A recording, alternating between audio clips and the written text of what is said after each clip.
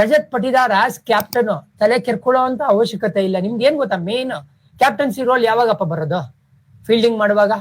So bowling ಚೇಂಜಸ್ಗೆ ನಿಮಗೆ bowling ಆಪ್ಷನ್ಸೇ ಇಲ್ಲ ಅಂತ ಹೇಳಿದ್ರೆ ಅವಾಗ ತಲೆ ಕೆರ್ಕೋಬೇಕು, ಕ್ಯಾಪ್ಟನ್ಸಿಗೆ ಬಹಳ ಚಾಲೆಂಜಸ್ ಬರುತ್ತೆ. ಬಟ್ ರಜತ್ ಪಟಿದಾರ್ ಪುಣ್ಯಕ್ಕೆ ನೀವ್ ಯಾವಾಗ್ಲೇ ಕಂಪೇರ್ ಮಾಡ್ಕೊಳ್ಳಿ, ಬೆಸ್ಟ್ ಎವರ್ ಬೌಲಿಂಗ್ ಅಟ್ಯಾಕ್ ನ ಇಲ್ಲಿ ರೆಡಿ ಮಾಡಿಟ್ಟಿದ್ದಾರೆ ಅಂತ ನಂಗೆ ಅನ್ಸ್ತಾ ಇದೆ.